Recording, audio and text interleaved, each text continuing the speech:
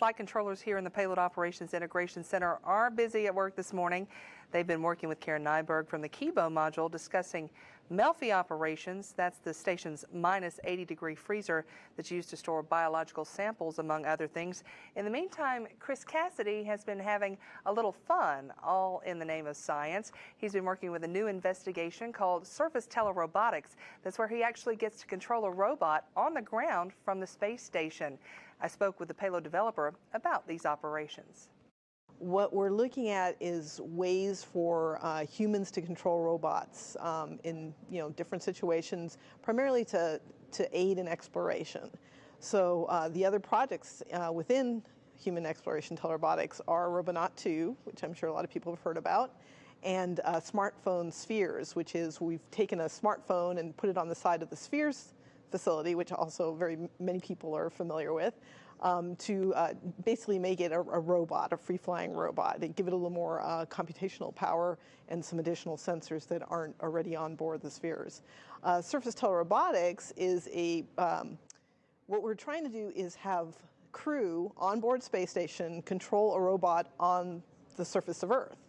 And this is a simulation of different types of missions that you could run, say in orbiting vehicle around Mars, controlling a robot on the surface of Mars, or a crew vehicle at the lunar Earth Lagrange point on the far side of the moon, controlling a robot on the far side of the moon, which we cannot communicate without orbital assets in place because we have no line of sight. So what we're testing is, what do we need technology-wise in order to do this sort of mission, because we've never done anything like it before.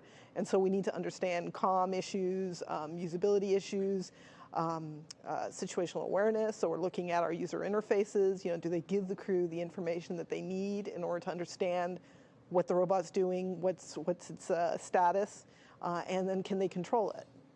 So what kind of hardware are we talking about? Are we talking about a little robot down here on Earth? Yes, we are. We're talking about a MER-sized robot. So those are the last two rovers that were on Mars. The newer robot, Curiosity, is quite a bit larger. So it's about a meter by a meter by a meter robot called K10 that we have at Ames Research Center. We've been using for about 5 or 6 years now. So we're very experienced using it. So we didn't want to have too many new variables in this experiment. We're running off of our experiences doing analog missions where we've gone out to the Arctic and California, deserts in California and Arizona, where we've tested the robot and done simulated science missions.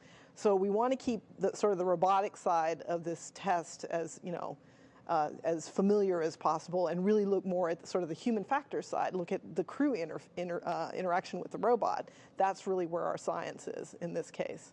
Robots are fun, for everybody, and astronauts have as much fun with it as anybody else. So they're neat because you can they move around, they do things, and you can kind of relate to them. How exciting is it for you to see a project come to fruition like this? It's great. I haven't had much experience on the human spaceflight side of NASA's house. We've mostly worked. You play with robots. I play with robots, exactly. So we've worked with the Mars program in the past. We have looked at robots to aid human exploration, but we haven't actually flown anything with human spaceflight before. So even though our project's not flying any hardware, we're only flying software because we only need to send the GUI up to the station for the crew to control the hardware on the ground. There's still a lot of things you have to do to make sure that everything's safe, surprisingly, even with software. For me, it's a very new experience, and it's really exciting because, I can say I've flown something now, so I really like it. It's fun. And for more information on Surface Telerobotics and other investigations, go to nasa.gov/station.